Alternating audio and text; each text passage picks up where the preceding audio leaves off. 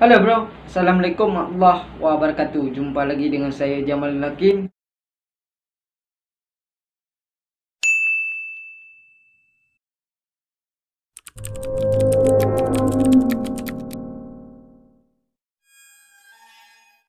Tentunya di video reaction ya.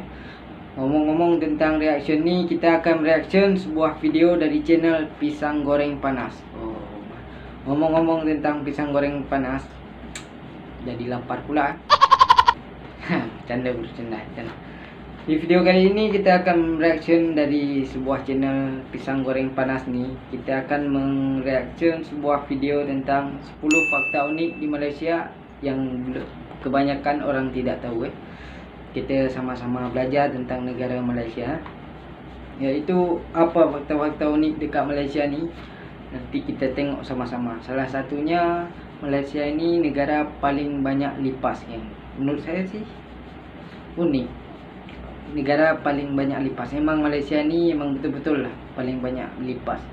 Nanti kita tengok video dia, apakah betul negara Malaysia ni termasuk negara di dunia yang paling banyak lipas.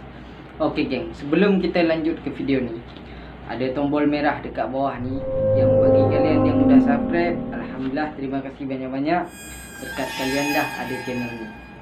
Dan bagi kalian yang suka dengan video ni, ada tombol like dekat samping kiri tu. Boleh tekan tombol like dan share bagi kalian yang bermanfaat. Kita sama-sama belajar tentang fakta-fakta unik di Malaysia.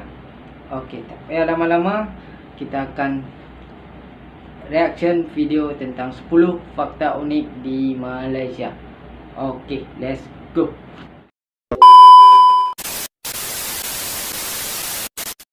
Sama tentang negara Malaysia. Okey, let's go.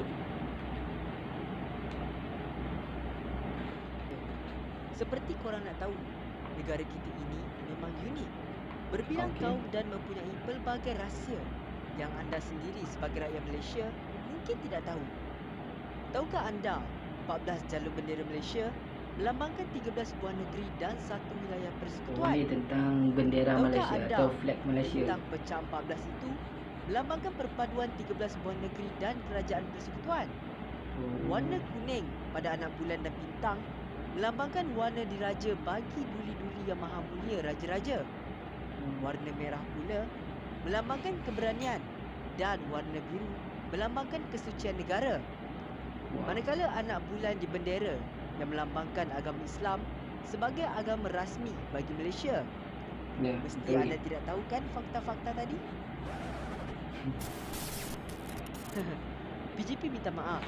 Sudah tentu anda semua tahu tentang semua fakta itu. Tetapi dalam video kali ini, PJP ingin berkongsi fakta menarik yang mungkin anda tidak tahu tentang negara kita. Dari nama channel dia kita dah tahu orang Malaysia ni memang unik-unik tentang Malaysia. Nama channel dia Pisang Goreng Panas. Hujan-hujan sedap. Nama negara ini Bercanda. Malaysia adalah Golden Cursenis. Sebelum negara ni, sebelum negara Malaysia ini dikenali sebagai Golden Cursenis atau Aureum Cursenisis. Dalam bahasa Latin yang membawa maksud semenanjung emas, iaitu nama purba yang merujuk kepada kawasan ini oleh Ptolemy, seorang ahli falsafah Greek yang juga seorang ahli astronomi dan ahli geografi. Nama itu ditemui di dalam bukunya Geographia yang ditulis pada AD 150. Di zaman kegemilangan Rom, Golden Cursenis ialah kawasan yang tersohor sebagai kawasan yang kaya dengan emas sehingga mendapat julukan nama itu. Terdapat banyak tulisan sejarah yang mencerita pasal Malaysia kerana kedudukannya yang strategik dan hasil bumi yang mewah seperti hasil hutan, biji timah dan emas. 9. Roundabout atau bulatan trafik terbesar di dunia adalah di Malaysia. Tahukah anda persiaran Jalan Sultan putaran terbesar di dunia adalah jalan dengan roundabout terbesar di dunia. Baru saya tahu. Ini 3.4 km panjangnya.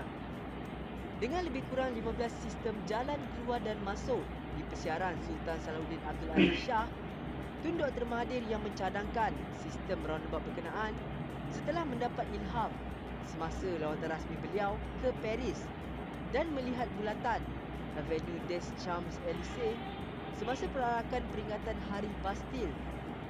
Dari situ beliau mencadangkan satu sistem jalan roundabout yang cukup besar mengelilingi Putrajaya yang mampu menampung perarakan yang besar seperti perarakan Hari Kemerdekaan. 8. Malaysia mempunyai bilangan Betul lipas geng, lipas tu terbanyak di dalam ternyata dunia. terbanyak di Mesti Malaysia. ramai yang geli dengan fakta ini. Wow, BGP pun sama juga. kita tengok. Lebih-lebih lagi jika lipas terbang.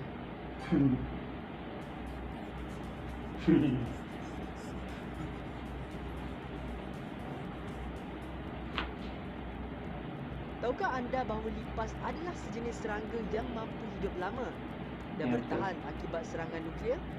Tapi tahukah anda di mana agaknya kawasan di Malaysia ini yang paling banyak lipas? Di mana? Jawapannya ialah Gua Gomantong yang terletak di Sabah. Oh, di Sabah. Ini kerana gua tersebut secara tidak langsung memberikan ekosistem Wow. yang sesuai kepada lipas. Banyak sangat geng. Koran longgokan najis Geli. kelawar dan persekitaran yang lembab. Selain jutaan lipas yang menghuni Gua Gomantong, gua ini juga Wow. terkenal dengan populasi burung layang-layang dan merupakan tempat tinggal lebih 2 juta ekor kelawar. Wow. 7. Tanpa kelawar, durian tidak akan ada dekat Malaysia. Pelik bukan? Oh, Ingin tahu tanpa kenapa? kelelawar. Antara ekspor pertanian yang amat menguntungkan ekonomi Malaysia adalah buah durian. Durian adalah buahan eksotik yang amat digemari di pasaran ASEAN dan Asia Timur. Tapi, tahukah anda, kelawar buah adalah spesies haiwan pendebunga yang amat penting dalam kitaran hidup pokok durian. Ada 2 jenis spesies kelawar di Kelelawar. Malaysia, Wow. iaitu spesies pemakan serangga dan spesies pemakan buahan. Hmm.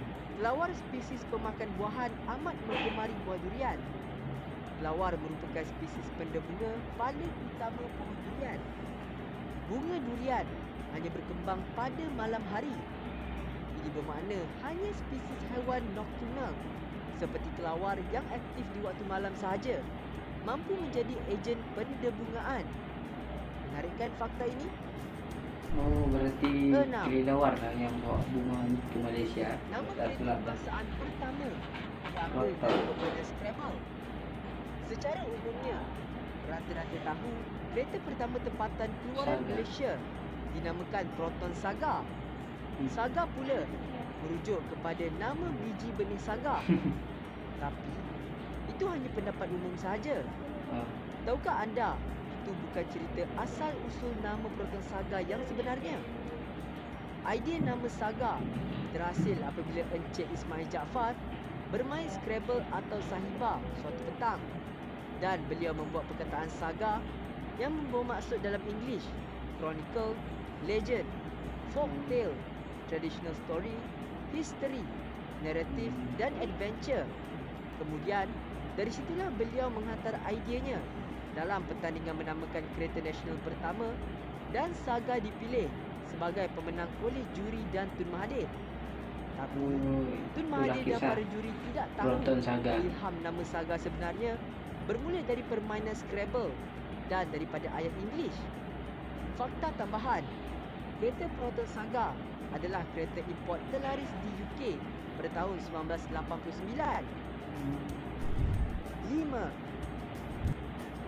Serangga Wow. terpanjang di dunia terdapat di Malaysia. Masih fakta tentang serangga.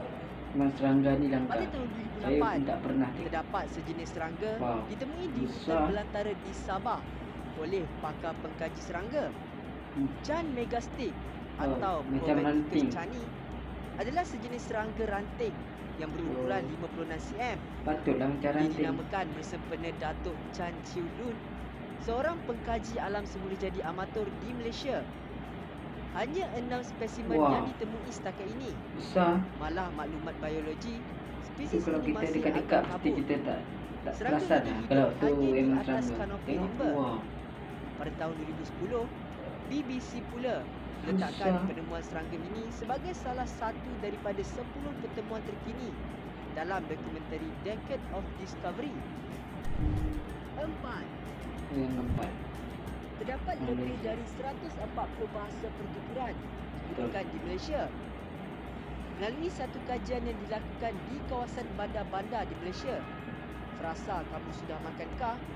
Pengkaji linguistik dan bahasa mendapati terdapat 10 cara menyebut frasa berkenaan yang berbeza termasuk dengan bahasa Inggeris.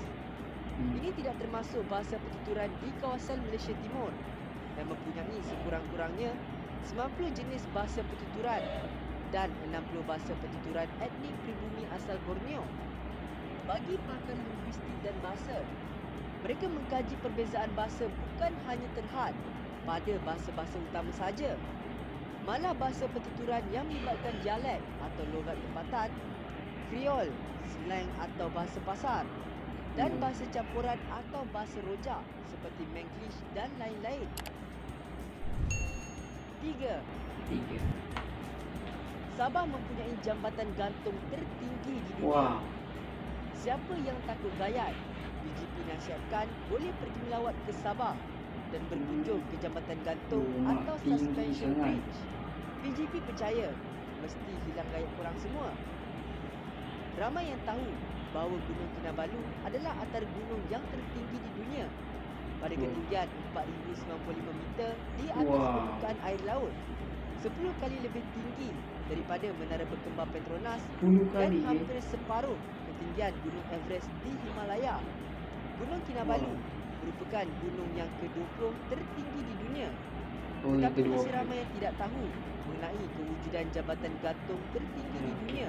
Saya Terletak pun di tahu. Gunung Terima Kinabalu. kasih channel Pisang Jabatan Goreng gantung Panas. berkenaan berada pada ketinggian lebih 3,600 meter Wow. dari aras laut dan sepanjang 22 meter. 2. Stesen kereta api Kuala Lumpur dibina untuk tahan kesan ribut salji. Bagi PGP, ini merupakan antara fakta yang paling menarik di dalam siri ini. Negara kita terletak di garisan khatulistiwa dan merupakan negara yang mempunyai iklim tropika.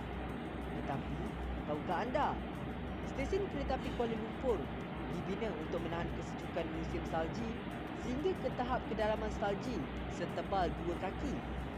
Bumbung di atas platform stesen kereta api berkenaan juga dibina sehingga tahap mampu menampung berat salji setebal 2 kaki. Kenapa anda tanya PGP?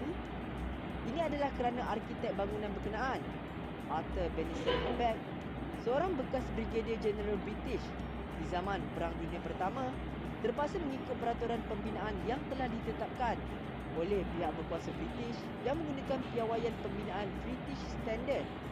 Walaupun di koloni British di Malaya adalah beriklim tropika, hampir kesemua bangunan yang dibina pada zaman British di Malaysia perlu mengikut piawaian pembinaan British Standard. Perlu mempunyai ketahanan perlindungan dari kesan ribut salji. Contohnya Masjid Jamek. Menarik bukan? Menarik. Saya pernah 1. pergi Masjid Jamek. Kuala Lumpur merupakan ibu kota kilat di dalam dunia. Wow. Apakah Kota maksud kilat. ibu kota kilat? Mesti ramai yang bertanya. Ya, betul. Ibu kota kilat bermaksud ibu kota yang sering menerima panahan kilat atau Oh. petir. Ini bermaksud ibu kota atau bandar Kuala Lumpur merupakan bandar yang menerima panahan kilat yang terbanyak Wah. di dunia. Wow. Dianggarkan dalam setahun lebih 200 hari ribut petir berlaku di Kuala Lumpur. Berbanding hanya 20 hari ribut petir berlaku di London dalam setahun dan New York yang hanya mengalami 10 hari sahaja ribut petir dalam setahun.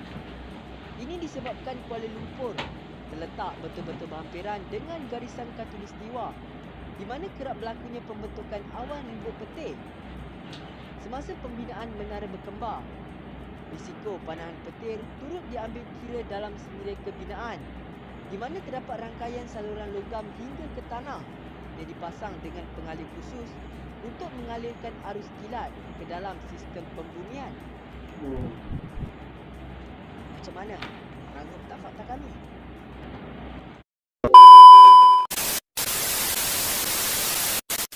Okeylah geng, itulah kita dapat belajar di channel PGP ni. Mungkin kita dapatlah tahu ni dari mana dan ni dari mana. Kita kan kena belajar juga dekat Malaysia ni. Okeylah geng, cukup dulu video ni. Assalamualaikum warahmatullahi wabarakatuh.